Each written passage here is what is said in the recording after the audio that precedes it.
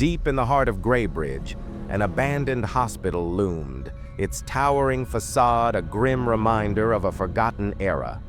Known as Blackthorn Asylum, it was once the site of groundbreaking medical research. Until one night, all its patients and staff vanished without a trace. For decades, no one dared to enter.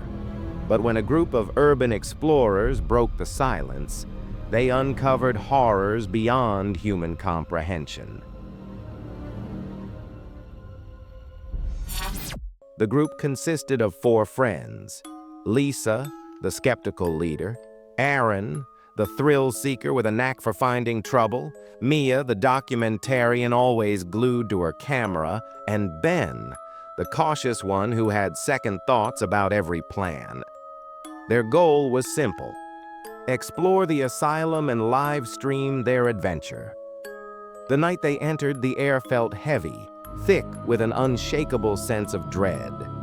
The graffiti-covered walls and shattered windows spoke of years of decay, but the deeper they ventured, the less it looked abandoned. In one corridor, medical charts and files were scattered across the floor as though someone had just dropped them. A gurney sat in the middle of the hallway, its wheels creaking softly, though no one was near it. "Guys, this is weird.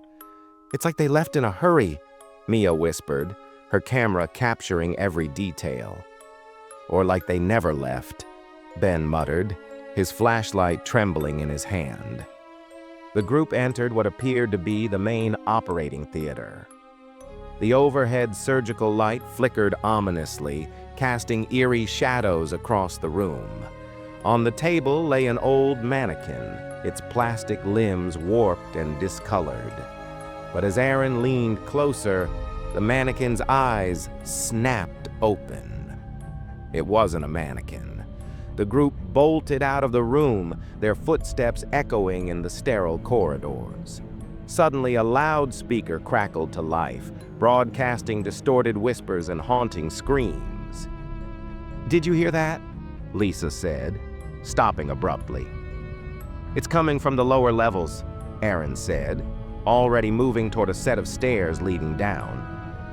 Despite Ben's protests, they followed.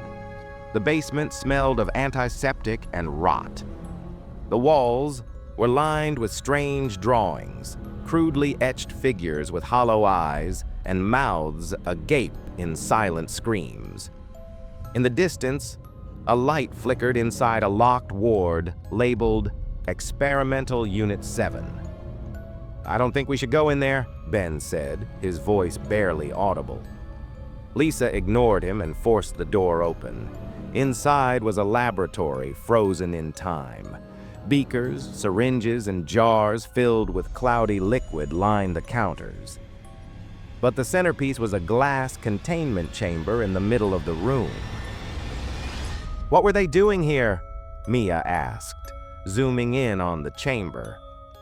The answer came in the form of a loud hiss as the chamber's door slid open on its own. A shadowy figure stepped out, its movements jerky and unnatural. Its skin was translucent, revealing pulsating veins beneath. Its head twitched, its eyeless face scanning the room. "It sees us," Aaron whispered, his voice trembling. The creature let out a bone-chilling screech and lunged. The group scattered, sprinting back toward the stairs. But the asylum seemed to shift around them, corridors bending and twisting, doors disappearing only to reappear behind them. In their panic, they ended up in the maternity ward, where rows of decayed cribs lined the room.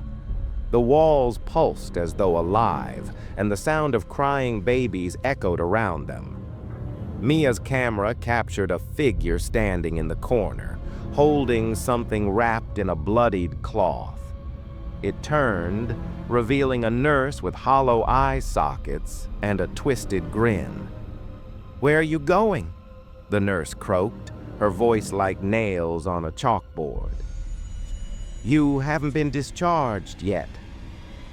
Suddenly, Lisa screamed as hands reached out from the cribs, skeletal fingers clawing at her legs. The group tried to pull her free, but the floor beneath her gave way, swallowing her whole. They ran, but one by one, the asylum claimed them. Aaron was pulled into an elevator that descended endlessly. Ben was caught in a room where the walls closed in, smothering him in darkness. Mia, the last survivor, reached the entrance only to find it sealed shut. Turning back, she saw Lisa standing at the end of the corridor, her face blank, her eyes hollow. "You can't leave," Lisa said, her voice overlapping with dozens of others. "We belong here now?" The camera fell to the floor, capturing Mia's final moments as the asylum's shadows enveloped her. Months later, a new group of explorers discovered Mia's camera outside the asylum. The footage ended with her face staring directly into the lens, whispering, "Don't come here. It's still hungry."